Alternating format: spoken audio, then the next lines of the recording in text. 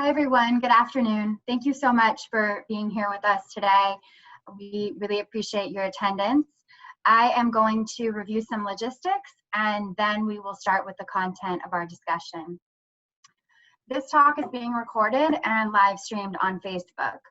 We are offering this talk in Spanish, and speakers, we ask that you please speak slowly and one at a time to capture the translation.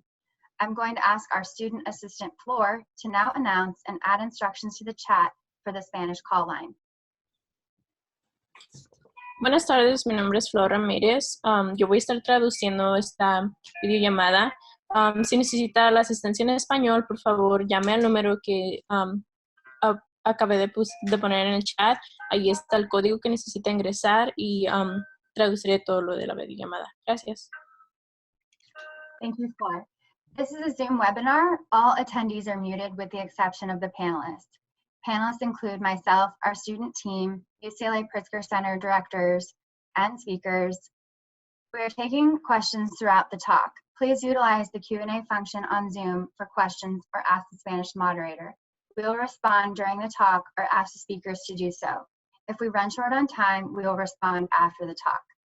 This talk will be immediately available on our UCLA Pritzker Center page on Facebook and will be posted on our YouTube channel and Twitter account at UCLA Pritzker within 72 hours.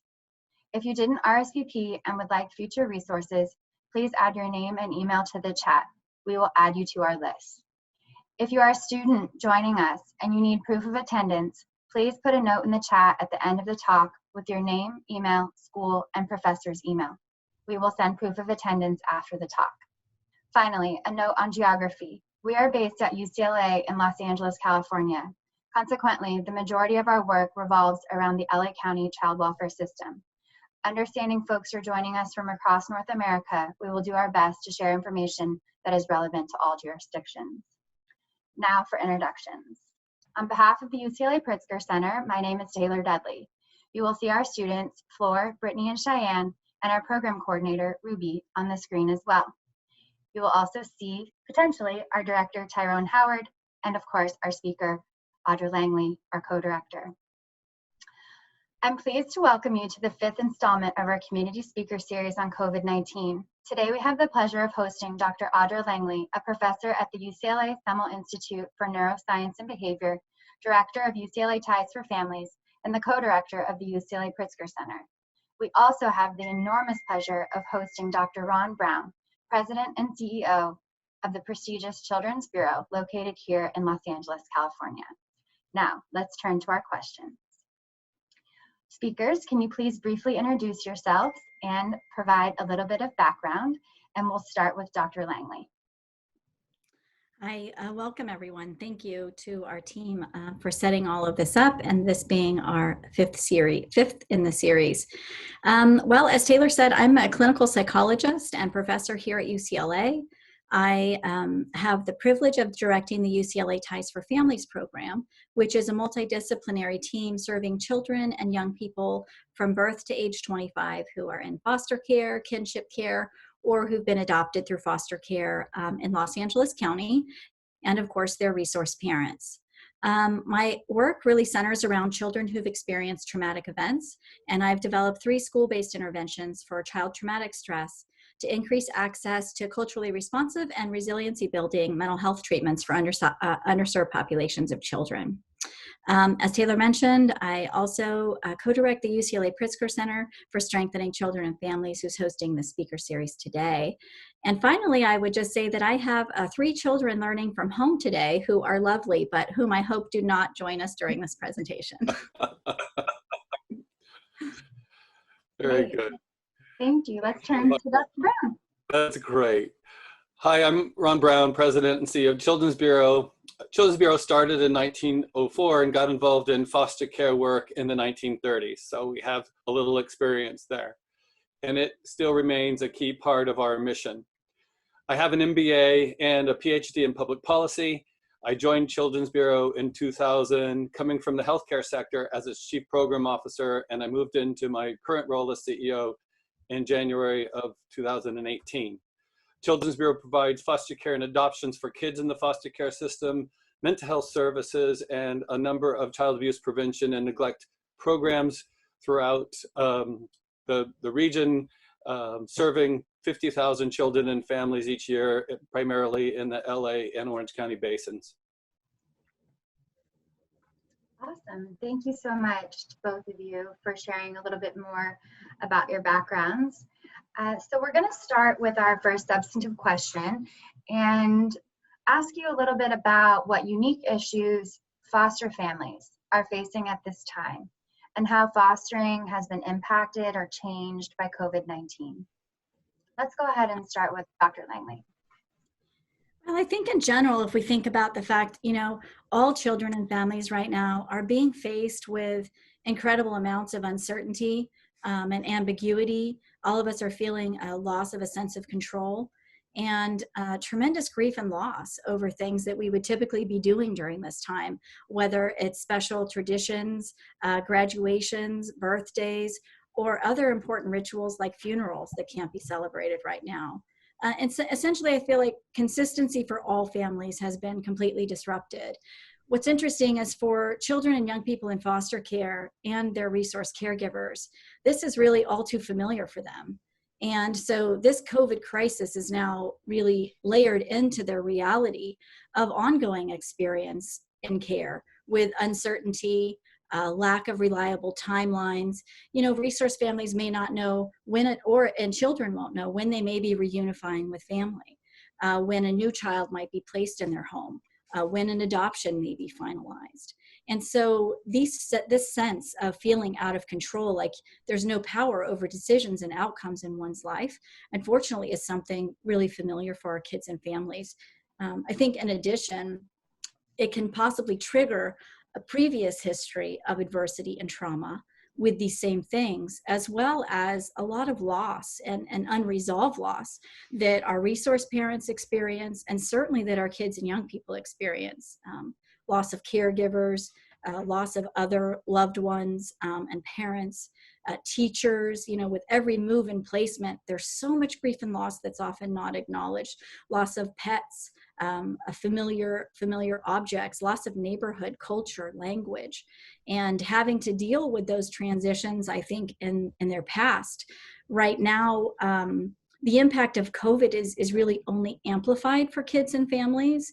And so while that may place them at higher risk for this new layer of adversity or trauma, in some ways I'm thinking about the flip side of it, which is that, many people at this point in time have never dealt with these things. And our kids in care and our resource families too, they've had to develop coping strategies to deal with these things for many times for our youth for much of their childhood. So I've been thinking a lot about, how much we actually have to learn from our children and young people in care and their caregivers in terms of the tremendous resilience that they show in these incredibly trying times. And I was speaking with a transition age youth who aged out of care last week, who I think stated it really well.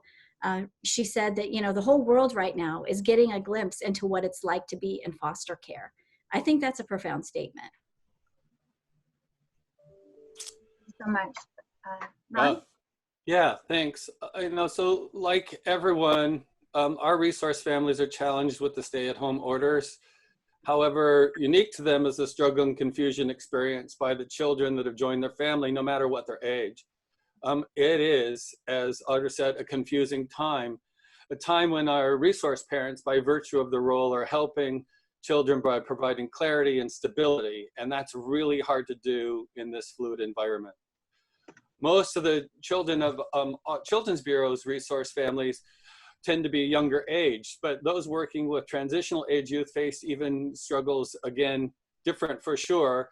While those youth can better access their communities virtually, the trauma, the circumstances that they're going through now are only added to the ones that they originally experienced, as Audra mentioned. And even the younger children feel the same thing. Unfortunately, we all keep getting mixed messages from various government entities. The approach from community care licensing in the counties, and LA in particular, were different beforehand, and it's only been exacerbated now that state directives are different from what we're getting from the county and even county social workers. So how do we, as agencies, help?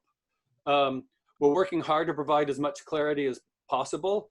But I see that really is our most important role is to be a resource and support to our families, just like our families are to the children. Interestingly, that's something that really hasn't changed, only how we do it, and now actually its frequency. So yes, foster care has changed a lot. It's the context though that's changed. So as Audra mentioned, the kids they're getting a glimpse, the world's getting a glimpse of what they deal with. We need to work hard to understand that and to provide the stability that's necessary for the children to thrive in this new abnormal environment, which includes empathy and caring for the resource families that provide that safe and nurturing environment. So our role is really a different and evolving role as agencies, because our families are dealing with it differently than they ever experienced before. As Audra mentioned, she's now got 3 kids at home that are hopefully learning and won't be walking in. That happens with our resource families. They didn't walk into this expecting that. It just happened. Here we are. It's a new normal, or a new abnormal, as I'm been wont to say lately. So it's a changing world. And so the piece is, how do we be fluid, and how, like the rest of the world, how do we be supportive of each other in a time of need and not make the problems worse than they were when they began? Thank you so much. Ron, you may have said this off the top of the call, but for those who may have joined us since then, Children's Bureau is an SSA, and for those who might not be familiar with that, can you just give us a quick overview?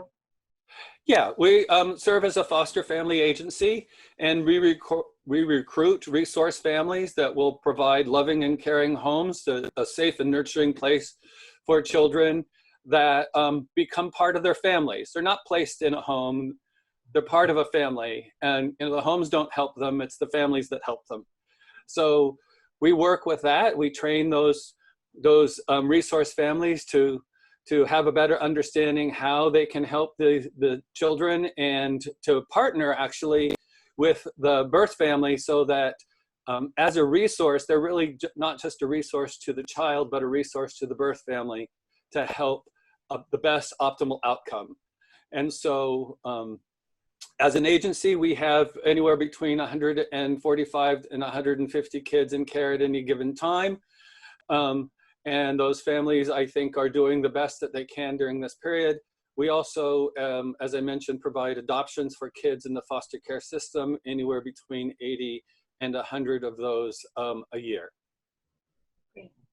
Thank you so much. Audra, I'm sure you're also seeing unique issues come up through your work with ties, and wondering if you have anything to add with respect to the services and experiences that you're offering there. Well, I think I could talk a little bit about some things that I'm noticing as themes and helpful strategies for supporting resource families right now, if that would be useful. In general, I love what Ron said about this being a parallel process. When we are supporting resource parents and enabling them to put on their oxygen mask, they can then go back and be the best caregivers they can be. And so supporting resource parents is supporting the children. And I think that's just so important for people to recognize. So some of the things that we're doing a lot of at TIES with resource families during the sort of COVID pandemic in general, the first general statement is that resource parents need to have the space to feel heard. Frankly, on any given day, we ask extraordinary things of resource parents. And with COVID, this has only become amplified. It's a lot to be a resource parent, period. And right now it's 24/7. You're the parent, the teacher, the chef, the coach, the counselor, the nurse, everything all the time with no breaks. There's not a space when kids are going into childcare or school, or you're in your work environment many times. And I think it's also a time where there's just increased stress and loss and some decreased supports, or like Ron said, the supports are coming in a different way. That's less familiar. And now frankly, we're asking resource parents to expose themselves in some ways to potentially something that could be life-threatening with this virus and people who coming in and out of their home. So resource parents need to be able to talk about that, about their real concerns, to have them validated, even though we don't have the answers. And as Ron said, the answers are changing every day. So even if the system hasn't figured out a way to fix it, we need to allow space for them to really talk about it. And then I would say there are a handful of coping strategies or tools that we're certainly utilizing a lot with families, and see them also generalizing for use with the kids in their care. One is we really have to normalize that all of us are in survival mode right now. These are extraordinary circumstances. So we should expect to see some kids, their behavior regressing, some sensitivity, tantrums, or the opposite, shutting down. And that's not just for the kids, that's also for adults. We should really expect all of those things during a time when again, we're in our survival brain. We're not tapping into our prefrontal cortex and thinking rationally and behaving reasonably all the time. And I think because of that, we have to recognize, let resource parents know these behaviors are not deficits. These, in fact, are really adaptive behaviors that make a lot of sense given this chaotic and unprecedented environment that we're in. And so for kids in care, as Ron mentioned, this oftentimes is coupled with their previous trauma history and the trigger of their previous loss experiences. So a lot of the normalizing is around being kind to themselves as resource parents, and also cutting the kids some slack as well.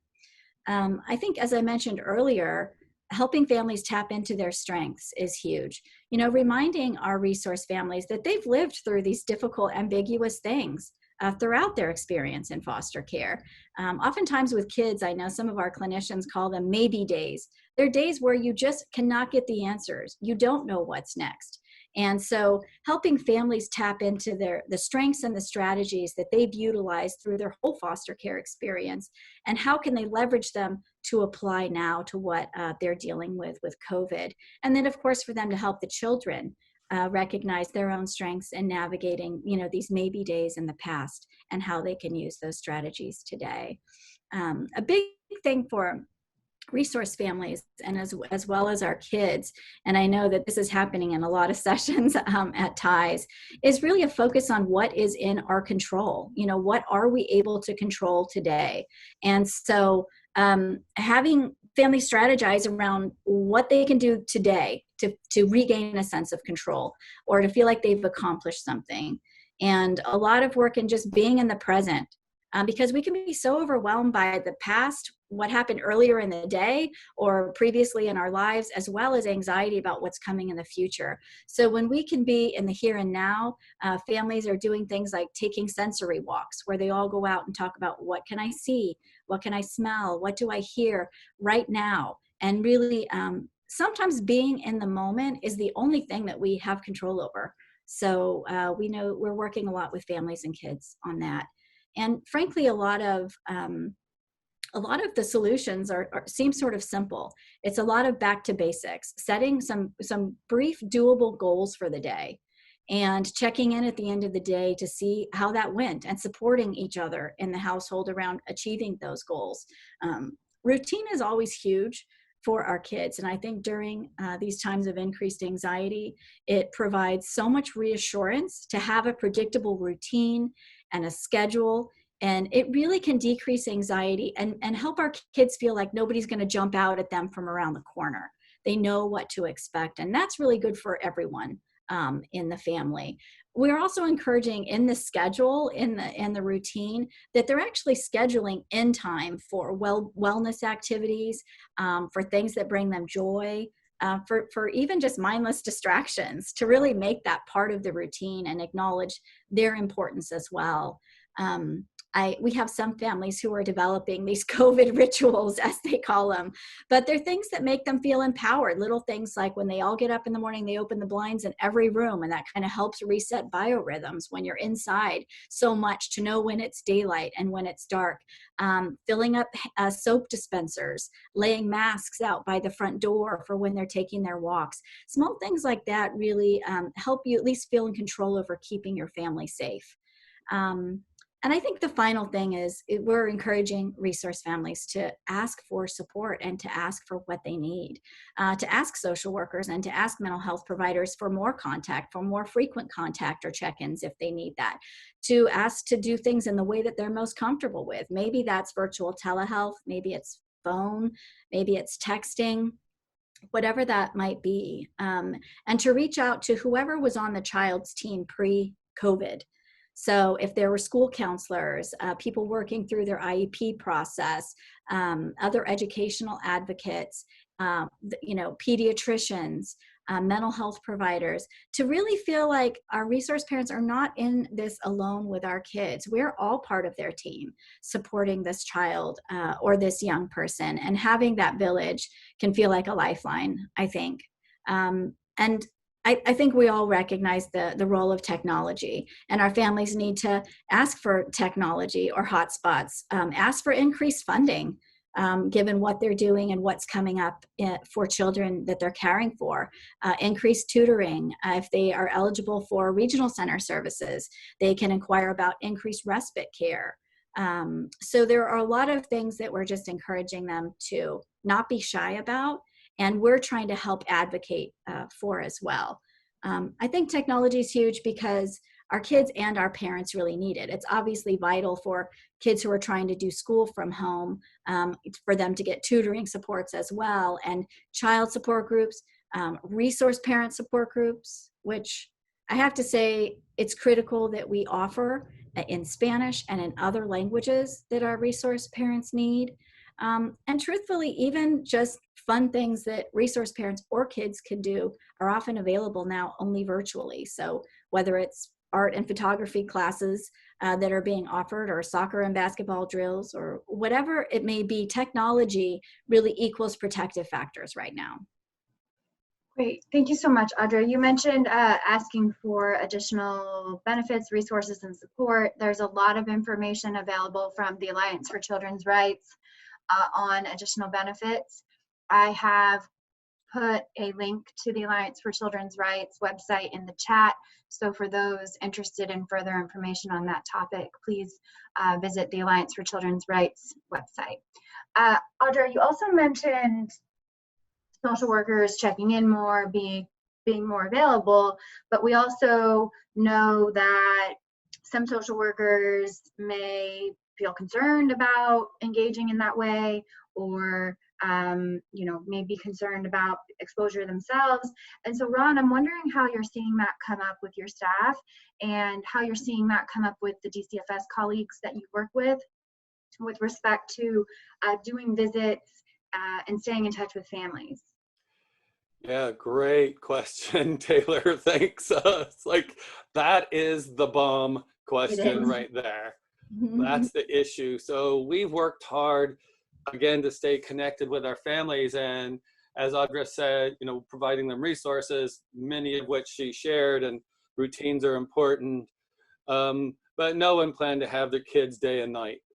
So how do we provide all those? And you have access. Taylor provided that, and so we've worked on our connection to the families on a regular basis, and we're trying to keep them up to date on policy changes, and really, honestly, drawing the line when they don't feel safe. And so I'm talking about our resource families, we're ensuring them that they are first and foremost, we're there to support their safety amidst the spread of the pandemic. And if they're not safe, then the kids aren't safe. And even if this means having conversations about declining non-virtual visits with whatever government entity, we're going to support them as an organization. We're not always seen as partnering in the same kind of way than they might want. But safe and nurturing families are hard to find and are needed now more than ever. And so if a family feels like we're putting them in an unsafe place, just like we would any of our staff, we don't want that. We would not put our staff member in an unsafe circumstance, so we don't put our resource families in one, and we will take the hits or whatever it takes to keep our families safe and our kids safe, and therefore our workers safe. it's just simply that way. Interestingly enough, there was a state directive that came down yesterday that said that the clinical workers can choose to engage virtually. They have to define and go through a process to making the decisions of why they won't do in persons, but it only pertains to government staff. It doesn't pertain to FFA staff or our resource families. We set forth a process a couple weeks ago that if the parent of questions and understanding our decision-making process, so that we can evidence a clear and defined decision-making process to do something virtually when we've been more than encouraged to do it in person. So we're using that as a basic platform for going forward, that we at least are doing the best that we can in this circumstance. Great, thank you. I want to move on to the next question, which is really more about understanding that there's already a lot of uncertainty associated with fostering and with reunification, what type of permanency is going to transpire, and a lot of that's really in the hands of the court system.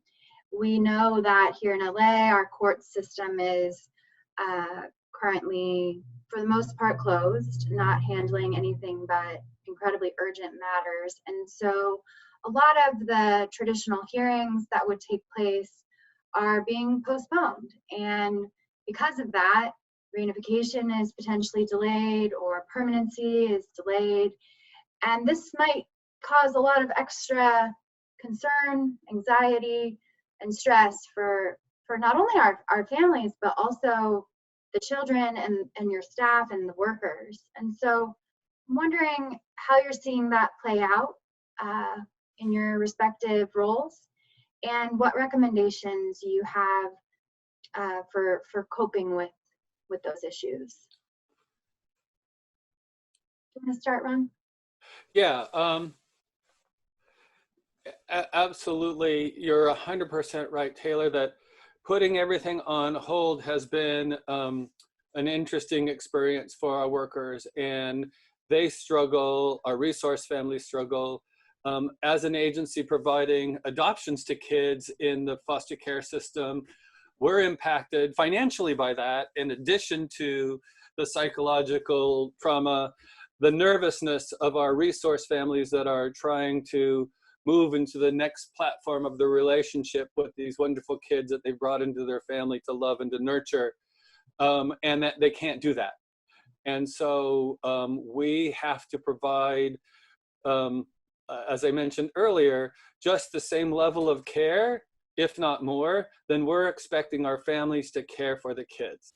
We have to provide that for the families, and we have to provide that also for the birth families that are involved, because this is not a one-sided event. This is a triangle, if you will, or actually a community, but you have birth relatives, and you have resource relatives, and you have children, all hoping for the same positive outcome in a system that's virtually stopped. So it takes more than just a little TLC. The only solutions that we can provide is to try and be the best safety valve. And as Audra mentioned earlier, working on building routines, finding resources, keeping people focused on the future that's fluid and unknown is tough, but it's still essential. And like any of us, we have to take this this too shall pass approach, if you will, because we don't have any other choice. I mean, I understand and appreciate the complexity, but we, now more than ever, we have to stick together. All of us, and not forgetting the relatives of the children, all the rest. Absolutely. Audra, anything to add? I mean, all of that. And actually, some of the strategies I was mentioning earlier, really are trying to do just that. It's holding families and holding kids through some of the most challenging times where there aren't answers. And again, the routines helping to create a sense of control over what we do have control over. I think all of those pieces are huge. And I think really naming the grief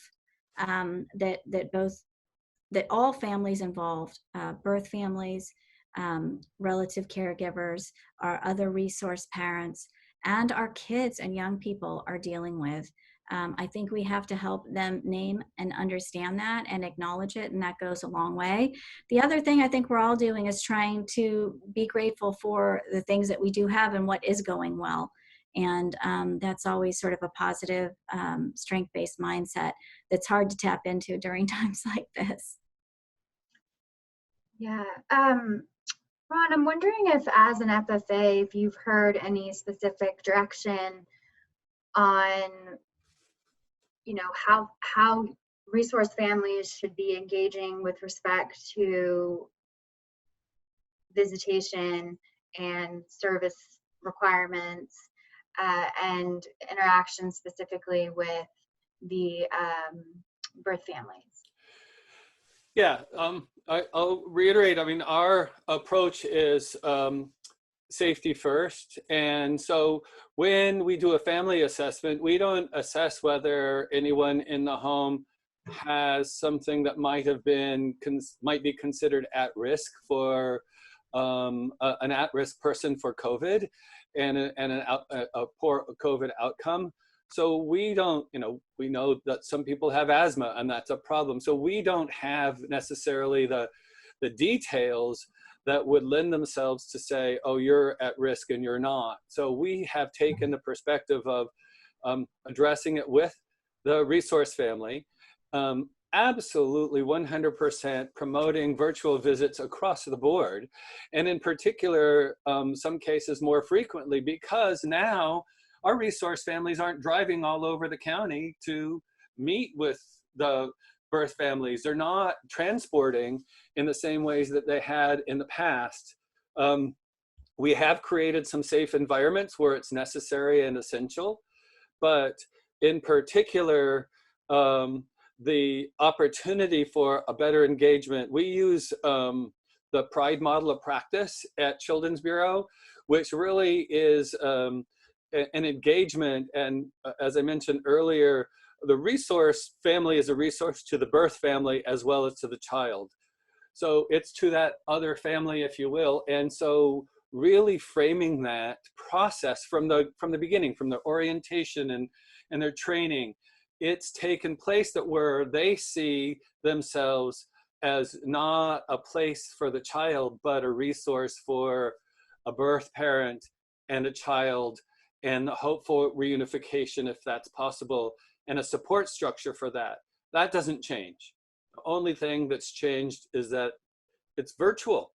It has to be in most cases. And so the real struggles become as I mentioned earlier, the push and shove around policy and practice and court regulation and what we're willing to do. And I hate the fact that a resource family would be pushed to the point of having to choose between their own safety and continuing to take care of a child that they've already had embedded in their home and in their love and in their nurturing. And that I find, I'll just leave it at that.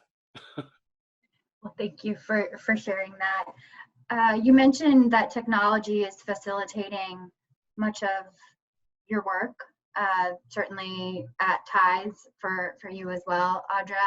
I'm wondering how you're seeing lack of access to technology for some families as being a barrier to either having telehealth or therapy sessions or family visits or access to education and other services. Well, I can certainly start with that. This is a real issue that we're seeing across the board we know for so many of our children, they have fallen through so many cracks. And I think that families right now are very concerned that the delays that are being sort of leveled across various systems that you mentioned, and things being placed on hold because of COVID, already there's concern that it's going to pause or reverse any gains or catch up that our kids have been able, to have. And so if we know that these disparities already exist for our children and that this gap exists, not having access to technology is only going to exacerbate it. So again, technology is a key. It's sort of the only access we can offer, I think, at this point. And it's so critical that we make sure that we are helping our families access resources, as there are some, particularly for youth and children in foster care. So how do we take advantage of that which is being offered? I'll say just anecdotally, it's been pretty interesting when we have been able to get hotspots, for example, to families, or even smartphones, or access to Wi-Fi, how the young people have a lot of strengths in this area. And it's been really fun for them, especially with older caregivers, to kind of be the expert and to help show the caregivers how to get onto a Zoom call. You're so right. Or how to and get on that art class or free yoga class that they found online that they can do together. And so it really has been a strength-based way for caregivers to appreciate those strengths. We don't always appreciate the screen time that kids have, but I think that's actually been kind of a wonderful thing to see. Thank you so much. We're seeing a couple of questions come in on the chat about delays to permanency and whether case plans will be lengthened as a result. And we had a talk on Tuesday with Leslie Heimov, who's the head of the Children's Law Center here in Los Angeles, and that also has offices in Sacramento as well as Placer County.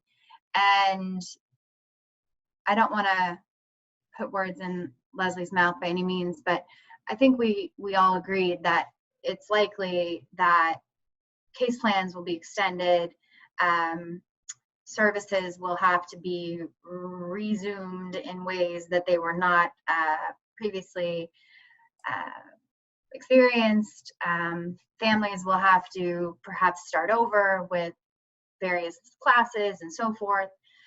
And all of that really is up in the air. Ron, I'm wondering if that's what you're seeing and hearing as well. Yeah, of course, that's it's a concern for everyone. And so this, this isn't a 2-month pause in that we can just kind of pick up from where we stopped. And so I think that what we're trying to think about, and I know we're hearing this across all the various platforms, but how to unravel ourselves in the best possible way. And I would see this as a case-by-case basis, and hope that in some ways we've actually been able to strengthen the relationship and the needs of the child, but also the needs of the birth family to be able to mitigate whatever requirements that or whatever things that brought them to the requirements that removed the child from home in the first place. And what our goals are always to help support that. So reunification is always going to be the place. So what can we do? How can we help? And it hasn't changed one bit. So I would suspect that this will be a case-by-case basis, depending on what's been done. As Audra so well explained, all the various resources to our resource families are also available to birth families. And so, part of this process is making sure that birth families have access to the technology too, because if we're doing virtual visits, great that we have them in the hands of our resource families and the kids, but if they don't have access on the other side. And so we took some big steps at the beginning of this before actually the government order. We were moving in this direction and ensured that first our resource families and the kids had technology access, and then we've been backfilling the birth families as best as possible to ensure that they're there. Unraveling, it's going to be an interesting process, and yeah, it's going to be a tough one. In some ways, as Audra mentioned, I'm probably more concerned about new trauma and then re-traumatization.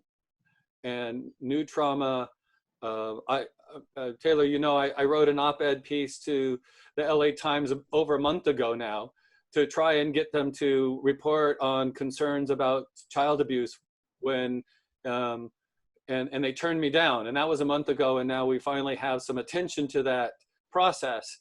And my concerns about are not just about the current children in care, but the ones that may be entering as a result of the COVID experience, and families re-entering what would have been what was normal world and engaging with mandated reporting systems that they've missed for all this time. So I have big concerns about that too. Yeah. Both for the kids that are currently with caring and nurturing families, and hopefully they're providing that caring and nurturing during this time. And then the kids that are with parents that don't understand how to mitigate the stresses that they're going through right now. Yeah. Ron, thank you so much for highlighting that. We're in the process of putting together some resources that were shared on a call that we had, I think it was last week, around child abuse prevention and advocacy during this time.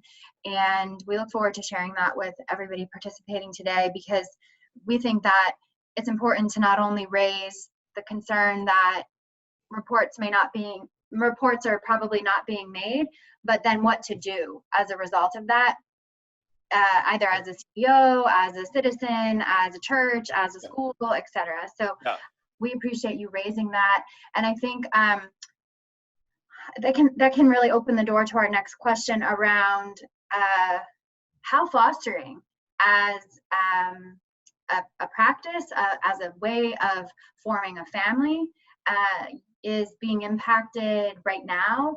Are you seeing a drop in calls, a drop in interest around becoming a foster parent, and how you foresee this impacting fostering new people going forward?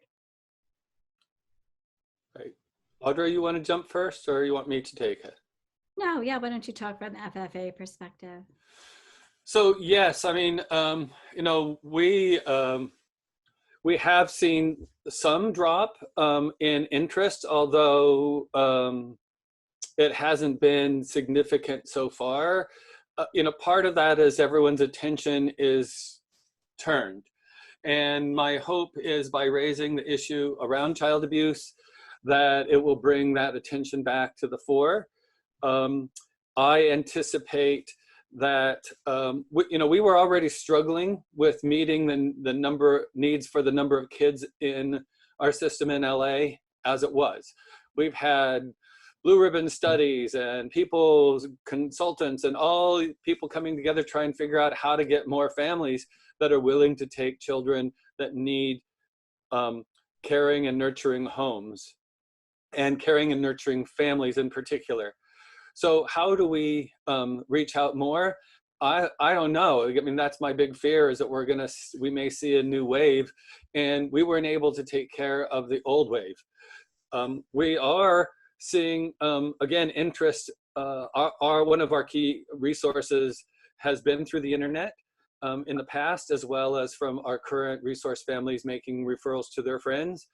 So, you know, those really kind of haven't stopped.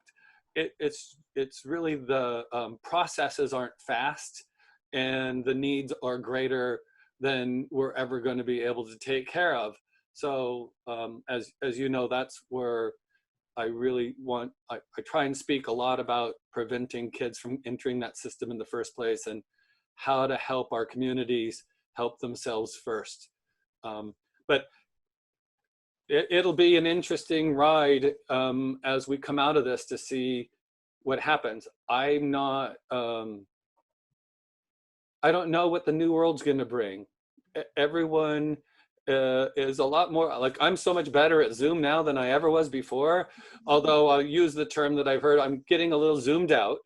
But, but you know, we're getting better at using technology. And so part of this is how do we take advantage of that? And how do we create a new normal out of this so that it supports the children and the families and our communities in a way that maybe we hadn't imagined 2 months ago. Yes, thank you, Ron. On that note, we have a wonderful DCFS social worker, Mr. Liu, who has joined us for all of our talks and shared wonderful questions with us throughout the series. He shared a question regarding Children's Bureau sometimes providing resources to help folks, you know, pass the home approval process and so forth in order to become resource parents. Wondering if you foresee a need for that kind of support in the future for prospective resource parents to be provided with resources, and if so, how folks can help, and specifically how we can help families get technology as a part of their resource parent approval process. Yeah, Audrey, you want me to jump on that one too? All right. Okay, so yeah, it's, you know, we do provide, we have private dollars that we use to help supplement our work. So we are able to help support that from a technology standpoint, making sure that our families have those things available now more than ever. But I mean, we were doing that before. So our goal has to be to find families that children can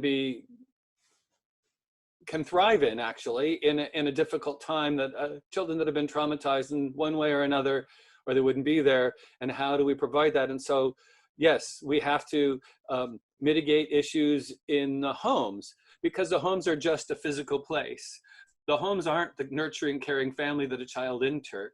It's just a place. And so places actually are a lot easier to fix than the resource family and the rest of the family that's in that home. So how do we look at that? And we have to follow these regulations, and they're perfectly fine, I understand, and they make a whole lot of sense. But we have to follow these criteria, and the physical place has to be one that's welcoming to the child, and that has safety, boundaries, etc. So how we as an FFA will always work with those families that come to us that want to take children in and have them part of their family. We'll always try and figure out how to help mitigate things that are technical issues around a home, because a home is just a physical place. The home doesn't provide that nurturing. The home doesn't provide the caring and the love and the guidance and the relationship with a birth family. It's just a physical spot. So that's an easier fix, just like the technology is just a resource for connection. It's what we're using right now because we can't be physically present. But it's not our words and our passion and our engagement and our love for children that's driving this. It's only the vehicle. So if we can find resources and continue, as Children's Bureau, we raise money to do that, we'll use those resources to support that so that children can get what they need. And hopefully the reunification can occur in a positive way and last a long time, because our resource families aren't resources to the birth family only while the child's there. They're resource families to that birth family after reunification, and a support structure after reunification. And in many times, our families are well engaged with those birth families long into the lives of children, because we are a community and we care for each other as a community. Thank you so much, Ron. Anything you'd like to add, Audra? Actually, I wanted to just add something in relation to resources that I've been hearing a lot about. So there are a number of resources that families are asking for, whether it's food and diapers and virtual camps and tutoring. There are a number of storybooks that we're sharing in terms of how to talk to kids about COVID, but also how to talk to them about foster care using storybooks. Books like The Invisible String to talk about still being connected to people even while we're separated. One thing I've heard a lot about, and I heard this from DCFS this week, is that families want resources that are more concise and that are tailored for foster families. So I think at this point, it's not necessarily a lack of resources. It's that families are too overwhelmed to see Yes. what they need and get it. And so frankly, one thing that providers and support people can do is to actually help winnow the resources down and tailor the resources for foster care or for whatever the specific needs of the families are. Excuse me. And I know one thing we're doing during some of our telemental health visits is to open up resources together to get into them versus just sending an email. I love that. Thank you so much, Audra. And I want to thank our DCFS colleagues. They're sharing a lot of tips and suggestions in the chat. And gentleman Anthony from DCFS, I believe, also sent me a bunch of emails just a second ago with many resources as well, specific to LA County. So we will be sure to share all of those with participants on the call today. There's a bunch of resources coming in from foster parents as well in the chat. So again, we'll compile all of that and share to try and get at that issue that Audra just mentioned, which is lack of specificity for foster families. So we will share shortly. Can I point one more thing out, Taylor? And your comments are so appreciated, and I want to be really clear that while I have been frustrated with the government information that's coming to us in some ways and how it seems to be conflictual and what we've taken, that you know, this isn't just an FFA process. Our partners are the county CSWs and the county workers and Audra and you at UCLA and the rest of this. We're not sitting here trying to be out on our own supporting children. We see all the people that are engaged with that child and that family to be help support reunification as a partner to our larger goal of having a child thrive in the long run. The best thing that we can do is to help this child become a productive citizen and a taxpayer so that we have the best outcomes for everyone, because we can either choose to help that child become productive and taxpaying, or we can spend our taxes helping that child. And I don't mean that from a purely economic standpoint, but there's not enough money to help all the kids that need our help. So let's figure out how to get as much as we can and to do it in the right kind of way and to partner across all of our systems.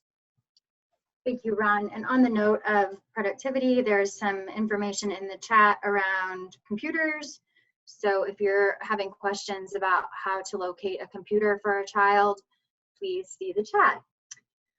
Taylor? Yeah, go for it. I wondered a little also for Ron's perspective, but I think we've talked a little bit about what we would recommend for short-term policy and trying to make sure that we can potentially narrow the gap for underserved kids instead of widening this gap and continuing or worsening some of the disparities for our kids. I also think it is important that we recognize the real long-term impact of this pandemic and how it is really now inextricably, you know, it's interwoven into our children and our families' life stories and into their trauma narratives, frankly. And there will be, excuse me, an ongoing need for increased funding, for increased advocacy around services in response to what all of these delays are really inherently causing in the development of our kids and of our families. And so I feel, given that we know that this will have lasting impacts on development, what we do right now and in the long run literally will dictate either improved trajectories for our kids or, sadly, a continuation or worsening, of these disparities. So I just think it's always important that we're talking about the immediate response, which was initially crisis response, and now we're realizing this is going to last a while, and we're going to see even different effects in terms of health and mental health and development. So I think it's always important. We also are looking at the long term. This is a conversation we're going to need to have and reflect on for a very long time. Mm-hmm. On that note, we have just a few minutes left. Any additional policy recommendations that you would suggest or advise? And if there's anything that you see a university like UCLA during this time and down the road that might be helpful. Audra, you were reading my mind about how to look. We have to understand what's happening, but what we don't know probably is what scares me most. A couple of things that we do know is we do know that revenues are going to be down across all government entities. And that means the restriction of services. We've already heard word that there may be some cuts at mental health services across LA County as a result of reduced revenues, because those have to be matched to federal and state funds. So how do we mitigate that? How do we advocate? And for me, I want to join UCLA and advocate. I want to join all of you that are paying attention and advocate for some funding to get us through the bigger picture of this, which is really not at the end when we get released from our homes, but it's the next 6 months and year behind that. And how are we being planful and connecting together? That's where the real policy work's going to come, and building up to that. The hard part is that we don't know what we don't know. But to Audra's point, we know that this will have long-lasting impacts, not just on kids in the foster care system, and not just on our resource families and birth families, but on the world. And how do we help? Yeah. How can we help? And to be supportive of each other, kindness is going to be essential. Audra, any closing thoughts? Well, I would just say that it gives me a lot of hope that we're continuing to have these conversations, and that we're talking across sectors and across systems, and that we're not allowing our kids and families to be invisible. So we're continuing to advocate and to think ahead long term, despite all of the delays that are coming our way and that they're facing. And I'm hopeful that by us really not letting this pandemic paralyze us, that we're giving foster families and children the opportunity to come out of this stronger. Yeah, thank you so much for doing this. It's unknown, and so you guys are just so rocking. Everybody out there that's really paying attention, you're here because you care. Yeah. Thank you. Yeah. Thank you for caring. Thank you for engaging in all the ways that you do. Keep it up. Please. If you lose faith, send me an email. I'll get back to you and tell you. Likewise, we're all in it together. Yes. Thank you both. And I also, I want to thank you both so much. This has been such an incredibly compassionate conversation for people who already stepped forward to do such a compassionate thing, which is to foster or care for a relative child. And so we thank you both for your many contributions to this talk. I also really want to thank our participants of this call. We've been really touched by the information sharing that our local DCFS workers share, that our other CBOs share, that foster parents are sharing. It's really incredible to see. And we have, like I said, a great student team here tracking all of that so we can share it with the masses. And we really appreciate all of that. So let's give our speakers a round of applause and thank them so much for being with us today. And please be in touch with us at the UCLA Pritzker Center if you have questions, needs, and anything that we can do to follow up on. And any questions about what Ron shared today, Children's Bureau is a great resource. And again, they're an FFA here in Los Angeles. So thank you so much to both of you and to our team and to all of our participants for joining us today. Have a great day. Thanks, everyone. All of you, be safe. Thank you. Thank you all.